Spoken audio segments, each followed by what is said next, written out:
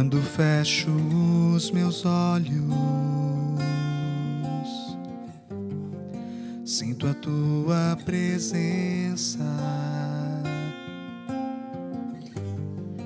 Mesmo em meio ao barulho, meu coração está em paz. Quando olho no espelho, vejo um milagre de Deus. Transformou minha vida, um novo dia nasceu. Quero ver tua glória em louvor, te agradecer. Quero estar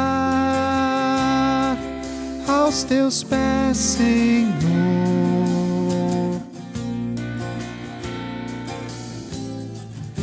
Não importa por quanto tempo eu tenha que esperar,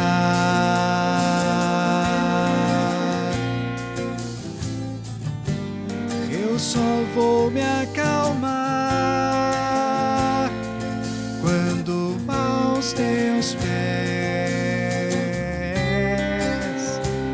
me prostrar.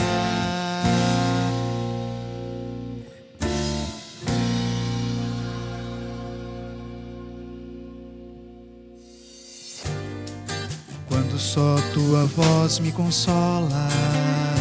Estamos de volta com o programa Família, recebendo hoje a doutora Ana Cecília Roseli Marques, abordando o tema Família e Drogas. E eu tenho certeza que vocês estão gostando. E nós sabemos o quanto é importante a participação da família na recuperação de um dependente. E é isso que nós estaremos falando agora nesse segundo bloco. Portanto, se você precisar de alguma informação, entre em contato conosco através do e-mail programabc@netservicos.com.br ou pelo nosso hotline 11 973 18 84 36. E nós temos uma especialista para tirar as suas informações.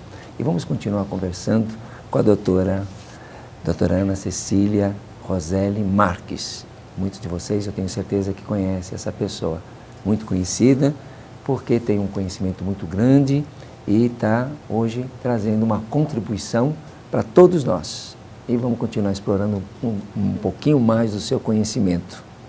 Estamos falando sobre a família, então, sobre a família. Mas de que forma a família se compõe um cenário de risco ou de proteção de um jovem ou de um dependente químico? Porque a gente às vezes fala, quer queira, quer não, a família tem aquelas que parece que empurram ou facilitam.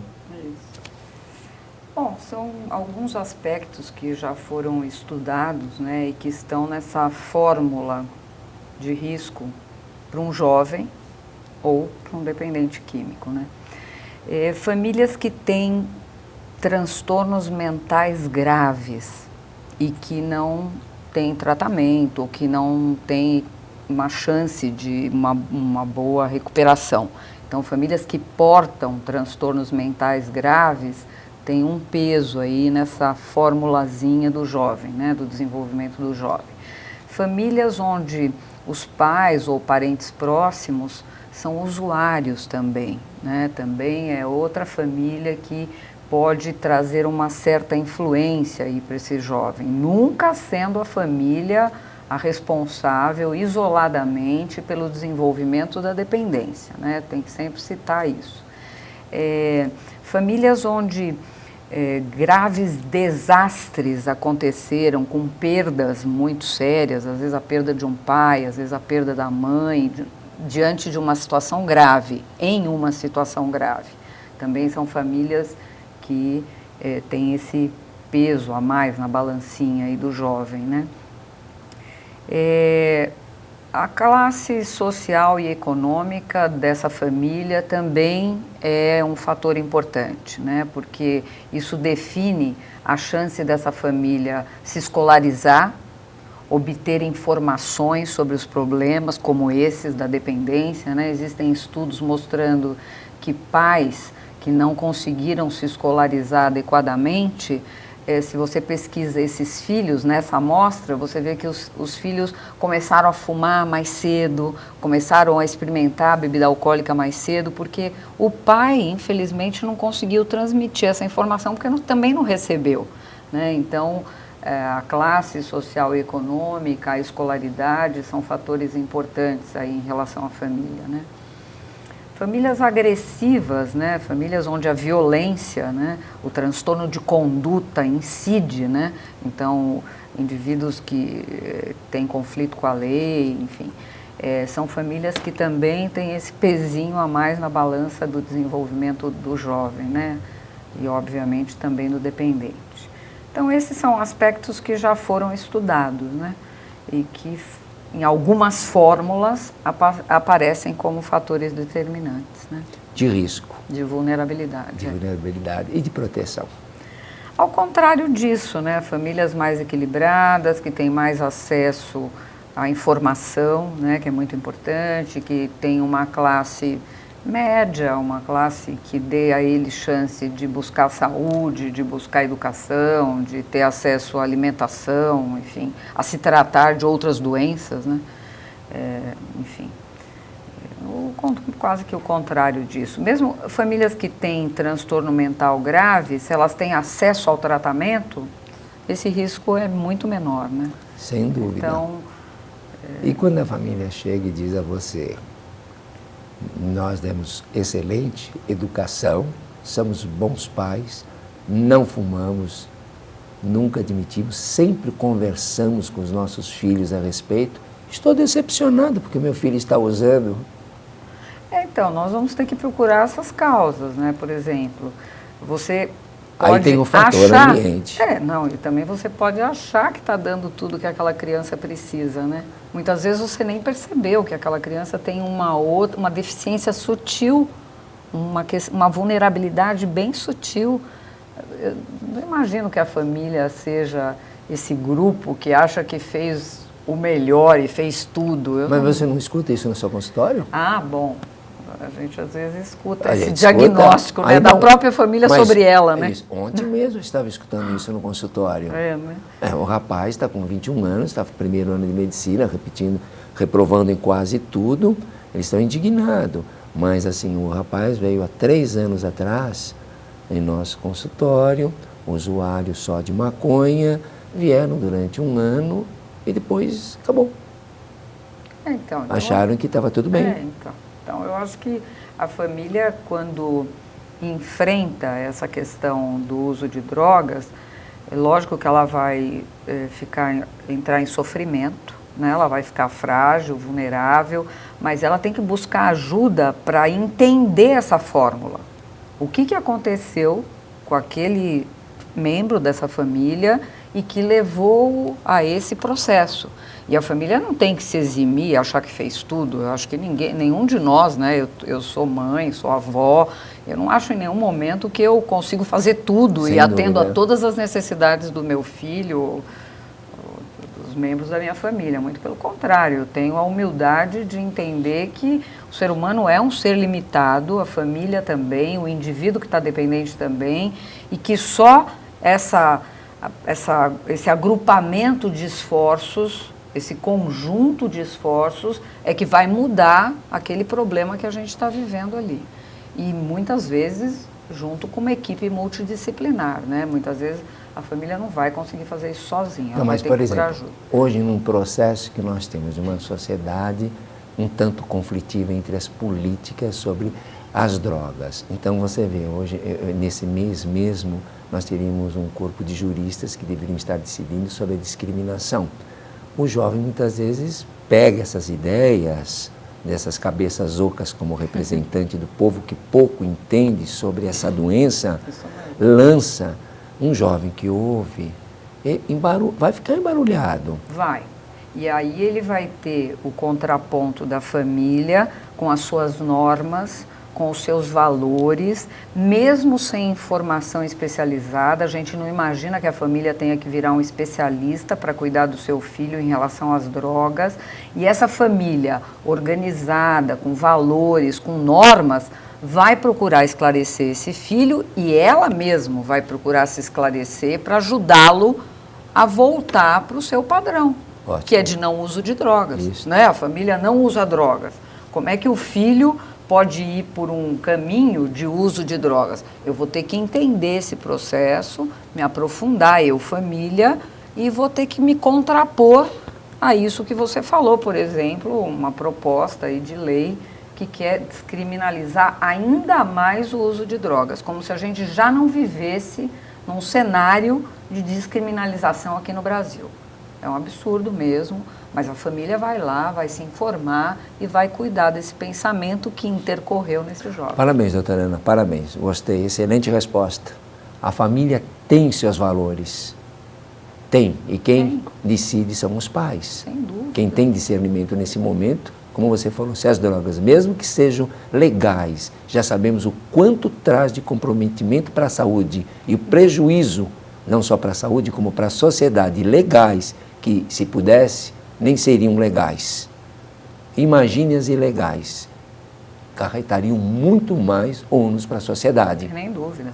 Não tenho nem dúvida disso. Sem dúvida. Então, eu gostei da sua colocação, porque a família tem sim suas referências e os pais são modelos. Sem dúvida. Eles que retomem a sua ética familiar, as suas leis e cuidem desse filho para que ele volte para esse processo, né? Que é construído inclusive com os filhos, né? A gente constrói, o casal, né, parental constrói as suas normas e depois agrega os filhos nesse debate o tempo todo. Sem dúvida. Então, se esse filho desgarrou, nós vamos lá pegar esse filho e trazer de novo para essa construção, né? Perfeito, está muito bom. E como aborda e como fazer a inclusão da família na rede de atenção da saúde nesse momento? Como abordá-la? Bom, tratar a família é uma das prioridades no tratamento do dependente, né?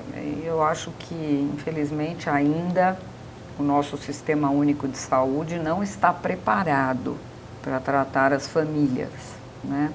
Nós tivemos uma experiência em um CAPS, álcool e drogas, né, no Centro de Atenção Psicossocial Álcool e Drogas, do SUS, lá na Cracolândia, na Praça da Sé, onde nós oferecíamos atendimento às famílias, mesmo que o paciente não quisesse se tratar, justamente para informar, para criar um caminho aí para essas famílias acessarem o dependente que tinha dentro da sua própria casa, né?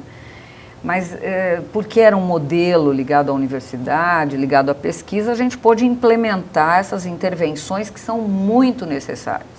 Fora isso, nós temos os grupos de autoajuda, de mútua ajuda, que estão na rede, estão na sociedade. Nós temos os narcóticos, os familiares de alcoólicos, os familiares de dependentes de outras drogas e o próprio Amor Exigente, então, e outras ONGs. Nós temos organizações não governamentais, fora o SUS, que não está preparado para atender as famílias, né? Muitas vezes não tem nem equipe multidisciplinar para atender o dependente, né? Infelizmente, é carente o nosso serviço público, mas nós temos na comunidade os grupos. Então, muito ajudar lá não, Nara não. Exatamente. Então, Amor Exigente. Amor Exigente, outras organizações não governamentais, e eles podem acolher os familiares. E informar, treinar, cuidar e fazer com que eles cheguem aos próprios membros das suas famílias. E assim, você vê facilidade ou dificuldade de trabalhar com a família do dependente? Olha, a família do dependente no Brasil, essa que nós temos acesso, né, ela está ainda muito mal informada, né? Ela carece de informação atualizada e isso afasta a família do tratamento. Então, eu ainda vejo dificuldade de acessar as famílias, porque na construção do tratamento do dependente, a família é imprescindível, vai precisar do tratamento também, mas muitas vezes ela se afasta um pouco, como se o problema fosse um pouco mais dele, dependente, e não é bem assim. Então, eu acho que a família ainda está longe do tratamento. Você tem alguma estratégia, alguma coisa que toque? Porque eu fico muito mal quando a família não entende isso. Olha, a minha estratégia, eu acho que não sei se é uma estratégia, né? É o meu jeito de cuidar dessa doença, né? Eu só trato do dependente junto com a família, desde a primeira consulta, né? Então, a desintoxicação do meu paciente, que é a fase 1 do tratamento que eu aplico, é com desintoxicação familiar. Então, a família está sempre junto, senão eu não tenho nem competência, nenhuma condição de cuidar daquele indivíduo que sofre. Não tem. E tem no caso aquelas pessoas, vamos dizer, é comum não vir o pai e a mãe. Normalmente, quem que te procura? Os pais, ou às vezes é só a mãe ou só o pai? Ou tem aquela que chega e fala assim, bom, meu marido não aceita. Tem de tudo. Tem de tudo. E aí eu acho que é um terço. Um terço vem perfeito. O dependente sozinho, perfeito. Um terço vem os dois. Vejo da mesma proporção. Assim mesmo que eu vejo. E nesse caso? Eu convoco os demais. Eu sempre convoco os demais. Sempre convoca. A dependência é um piano de cauda. Não dá para carregar sozinho. O médico não tem a mínima condição. Não tem. Se a família não vier junto, a equipe multidisciplinar não aguenta o tratamento. Verdade. É muito difícil, é muito complexo. A gente precisa de todos.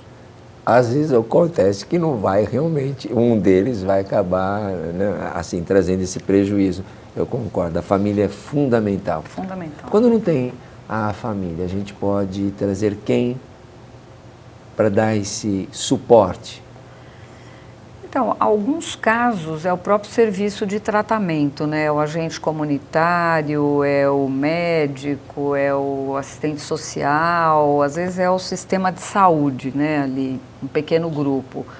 Às vezes é o entorno, né? O trabalho, a escola,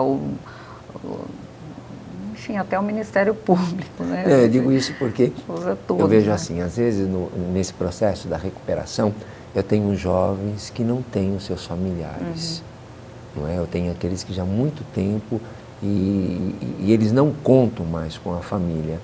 Assim mesmo eu sinto que o elo desse afeto, a afetividade é de mais importante e precisa-se ter em algum momento alguém, ou um padrinho, alguém que ele simpatize. Eu vou buscar quem é sua referência, com quem que você... E se puder trazer essa pessoa junto, é nesse aspecto que eu coloco. Uma família substituta, né? Isto. A gente trabalha com isso também. E a gente, às vezes, pede que o próprio juiz, quando o caso está no conselho tutelar, uma criança que perdeu todos, né, da família, a gente pede que o juiz faça isso também. Ele cria essa chance de uma família substituta para essa criança, para esse adolescente. Às vezes isso acontece, né? A inclusão de um familiar no tratamento aumenta a aderência do dependente químico ao tratamento? Mas isso já está demonstrado cientificamente. Sem dúvida, o que nós estamos falando. Não só aumenta a adesão, como aumenta a efetividade, que é o sucesso final, o desfecho do tratamento, adesão e efetividade do tratamento com a família. Concordo. E no caso, bom, é redundante, mas falar se os adolescentes ou a pessoa que está, mesmo num estado ainda da dúvida, na contemplação, a família também incidiria para uma facilidade de ele entrar em recuperação? Porque tem muitos jovens que ficam assim, não, eu de vez em quando iludindo a família, e a gente sabe. Nem sabendo, né, direito, né? O jovem nem entendeu bem qual é o papel da droga na vida dele. Ou né? está ainda passando um pano, porque a negação é um fator de proteção. E a família nesse sentido? Também. Não é interessante nós termos? Lógico, a família é nosso aliado o tempo todo, né? A família, assim, bem na verdade, eu acho que essa questão da droga tem que ser abordada desde o planejamento familiar, antes de ter os filhos. Do ponto de vista da prevenção, esse é um assunto que tem que ser discutido lá no planejamento familiar, quando o casal define que vai ter o seu primeiro bebê. Então, aborda isso. A prevenção começa aí. Fale para nós um pouco sobre isso. Não, então, são ideias e alguns projetos, ações que a gente desenvolve na atenção básica de saúde. Quando o casal vai para o posto, por exemplo, ou vai para o consultório médico fazer os exames pré-nupciais, as informações sobre drogas devem ser dadas nesse momento, inclusive. Depois pré-nupcial, aí o jovem casa e ele começa a frequentar os consultórios ou atenção básica à saúde, os programas de família, né? A estratégia de saúde da família, que é o nosso programa do SUS, que atinge o Brasil inteiro na atenção básica, onde os agentes comunitários visitam as casas, vão aos domicílios fazer o seu inquérito de doenças. É lá que tem que se dar essas informações. O que é o álcool, o que é o tabaco, as drogas ilícitas, e com isso trabalhar essa prevenção universal que é, do meu ponto de vista, a nossa única chance. Sem dúvida, está ótimo, é isso mesmo. Bom, aqui a pergunta também, e quando não há um familiar, um gestor ou alguém que tenha a representação afetiva, quem poderia substituir? Que é o que você mais ou menos respondeu. É isso mesmo. Eu acho que o Estado, quando a sociedade não dá conta, é o Estado que tem que entrar para cuidar desse adolescente, dessa criança ou desse adulto jovem, né, que está nessa situação de desvalia, de desamparo, sem vínculo com nada, né? Aí o Estado determina, é o juiz, é o Ministério Público que leva o caso ao juiz, e o juiz tem que dar conta disso. Ele vai ter que arrumar uma moradia, uma instituição para esse indivíduo e o seu próprio tratamento, sem a menor dúvida. E a gente tem diversos, hoje, setores na sociedade que dão essa proteção. Sem dúvida. Não é? Mesmo quando não é o CAPES acaba andando para uma fundação, que nem temos aqui em São Bernardo, Fundação Criança, que recolhe garotos da rua, fazem esse contato que você disse, através do departamento social, vão na família, trazem esse garoto, processo de desintoxicação, ressocialização, atividades, enfim, eles dão todo um aparato para esses jovens de rua. É fantástico esse trabalho que São Bernardo do Campo faz. Que bom. De recolhimento, eles vão à rua recolher. Que bacana. Esse é um trabalho... Nossa, fundamental, E né? é o que você falou aí, vem o Estado. Olha, a nossa conversa está muito gostosa, seu conhecimento realmente é brilhante, então eu gostaria que você, assim, deixasse à família brasileira esse seu ponto de vista, o que você pode trazer de informação para eles, assim, de imediato. Então, eu acho que a família é nossa chance de mudar a realidade brasileira em relação às drogas. Se a família se mobilizar diante disso, fizer parte dessa discussão política sobre drogas, eu acho que a gente muda o cenário.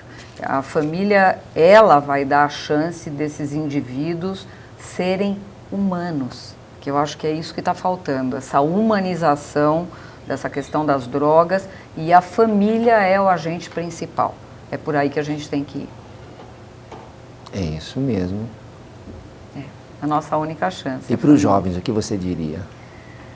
Eu acho que o jovem, o desafio dele não tem que ser buscar na droga nada de diferente. O desafio do jovem tem que ser buscar o prazer nele mesmo, né?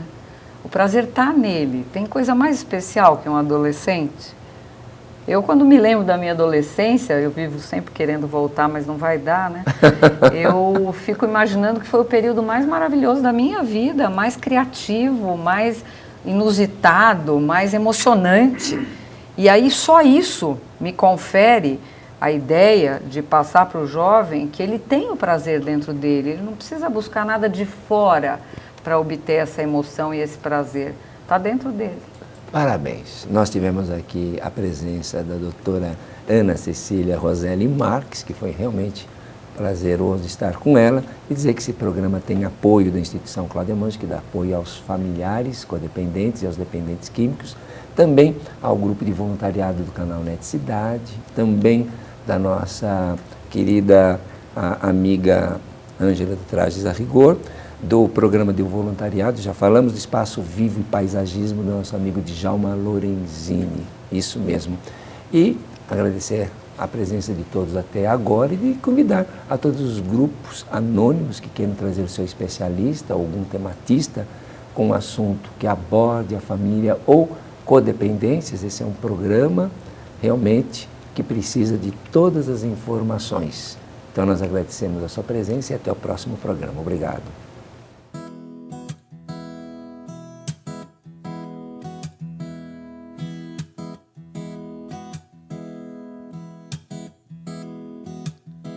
Posso imaginar como será quando ao teu lado eu puder andar.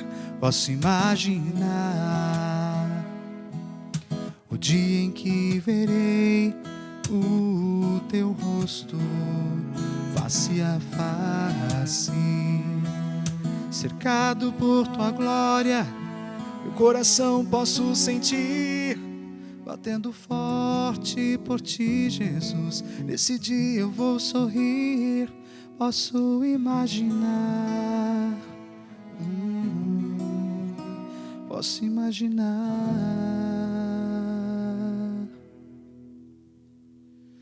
Posso imaginar quando isso acontecer, ao me encontrar com meu Jesus. Posso imaginar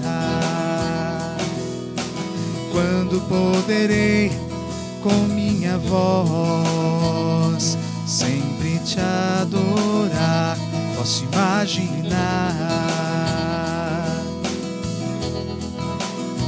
posso imaginar,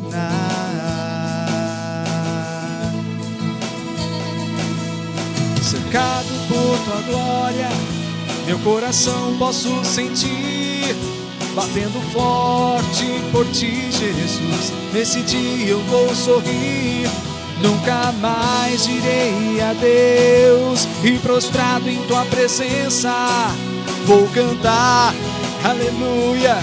Como é bom ouvir tua voz. Posso imaginar, eu posso imaginar,